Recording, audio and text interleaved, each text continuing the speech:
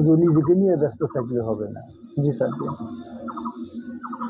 সমাজ নিয়ে চলতে হয়, সমাজটা যাতে উন্নত হয় এবং তার বন্ধুরা যাতে উন্নত হয় এটা চিন্তা করতে হবে। এসো শুনে আলোকিত হই প্রোগ্রামে আজকে আমাদের মাঝে রয়েছেন আমাদের যোদ্ধাভাজন শিক্ষক, বরেণ্য শিক্ষাবিদ, কামারকুন্দ উপজেলার রায়দৌলতপুর উচ্চ বিদ্যালয়ের তৎকালীন সহকারী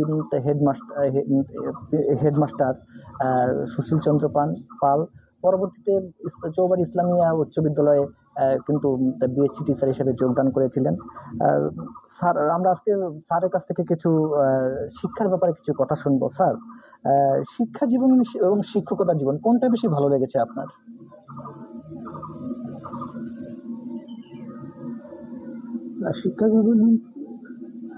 শিক্ষকতা জীবন অনেক সুন্দরই লেগেছে, আমার কাছে ভালোই লেগেছে।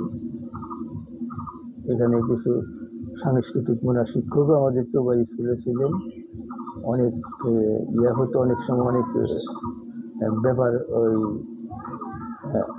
মানে আমি তো বললামই যে ইয়েরা আসতে পারে, জ্ঞানী লোক আসতে পারে, ইন্সপেক্টর আসতে পারে, মালা দিতে হইতো এবং আমাকে এগুলা আমাদের করাইতো।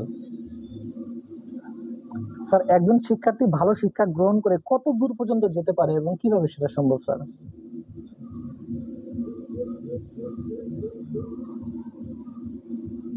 ভালো শিক্ষা গ্রহণ করে যেমন একটা এক্সাম্পল যদি শোনেন যে ভারতের এক সময় ছিলেন জাকির হোসেন সাহেবের নাম শুনেছেন? জি জি, আমি শুনেছি স্যার। উনি অত্যন্ত গরিব ছিলেন, খবরের কাগজ বিক্রি করতেন, তাই নয় কি? কিন্তু উনি কিন্তু ভারতের প্রেসিডেন্ট হয়েছিল, বুঝছেন? বিশাল ব্যাপার স্যার। ভারতের প্রেসিডেন্ট হয়েছিল এবং অত্যন্ত গরিব মানুষের ছেলে। তার বাপ নৌকা চালাইতো ইয়েতে, সমুদ্রে, বেঙ্গালোরে বাড়ি ছিল। জি জি জি জি, বেঙ্গালোরে বাড়ি ছিল, নৌকা চালাইতেন, আর সেই হচ্ছিল ভারতের প্রেসিডেন্ট। তার মানে একজন ভালো শিক্ষা গ্রহণ করে অনেক দূর পর্যন্ত যেতে পারবে। স্যার, একজন শিক্ষার্থী সামাজিক শিক্ষা কোথা থেকে গ্রহণ করবে বলে মনে করেন স্যার? সামাজিক শিক্ষা সমাজ থেকে গ্রহণ করতে হবে, এটা ঠিক আছে, কিন্তু সমাজের সব মানুষ তো আর সমান নয় স্যার। ওর ভিতরেই খালি নিন্দা করলে হবে না, ওর ভিতরেই দু চারজন ভালো আছে স্যার, এবং তাদের সাথেই সঙ্গ করলে তা হবে। স্যার, একজন শিক্ষার্থীকে মেধাবী করে তুলতে তার পরিবার কিভাবে সাহায্য করবে তাকে? পরিবার শুধু অর্থনৈতিক যোগান দিলেই হবে না, তাকে কিছু জ্ঞান অর্জনের জন্য কথা বলতে হবে। যদি বলে যে এইভাবে তুমি লেখাপড়া করো, তারপরে তুমি একজন ইয়ে হবে, আর শুধু টাকা পয়সা দিলে এইভাবে খরচ করলো, অবৈধ উপায়ে খরচ করলো, ওই ছেলে মেয়ে ভালো হবে না। এবং এটাকে গার্জিয়ানকে সচল হতে হবে, একজন আদর্শ গার্জিয়ান হতে হবে। শিক্ষকরা শিক্ষা জীবনে তারা স্কুল কলেজের খবর নিতে পারে, কিন্তু বাড়িতে কি হলো না হলো এটা তো খবর নেওয়া বড় কঠিন। জি স্যার, জি জি, তাই নয় কি? জি জি জি। স্কুল টাইমে তো শিক্ষার্থীরা স্কুলের ভিতরে থাকলো, সেটা দায়িত্ব শিক্ষকদের, কিন্তু স্কুল পরবর্তীতে তার দায়িত্বটা পরিবারকে নিতে হবে। স্যার, একজন শিক্ষার্থীকে মেধাবী করে তুলতে তার কোন কাজগুলো অর্থাৎ খেলাধুলাও থাকতে পারে গুরুত্বপূর্ণ বলে মনে করেন? খেলাধুলা শিক্ষারই একটা অঙ্গ।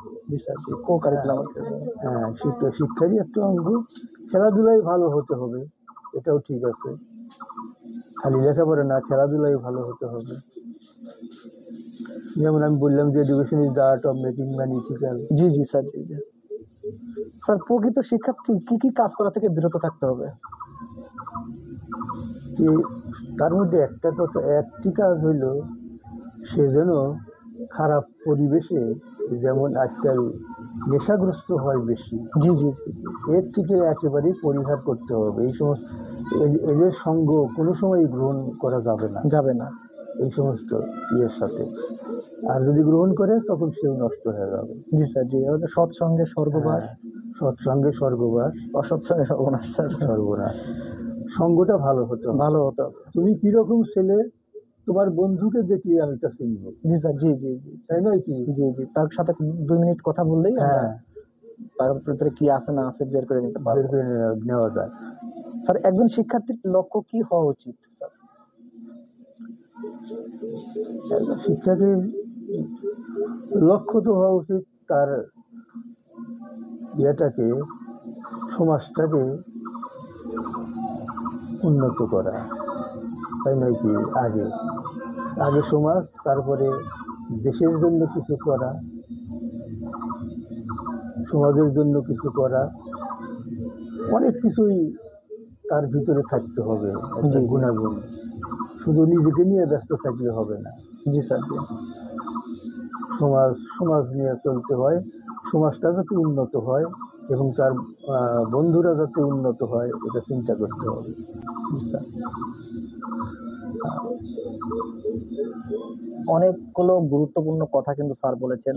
এসে শুনে আলোকিত হই প্রোগ্রামের আজকের আমাদের মাঝে স্যার যে কথাগুলো বললেন, এগুলো থেকে যদি আপনারা একটু অনুপ্রাণিত হন তবে এই প্রোগ্রামের সার্থক।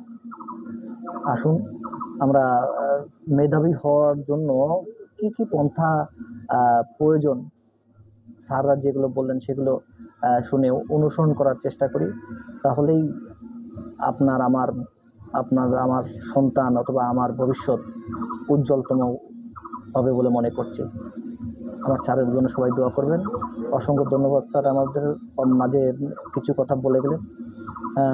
আর এই প্রোগ্রামটি দেখতে অবশ্যই ডিটি আমিরুল ইসলাম ফেসবুকে, পাশাপাশি টোটাল সেবা ইউটিউব চ্যানেলে দেখতে পারবেন। ধন্যবাদ, অনেক ধন্যবাদ স্যার।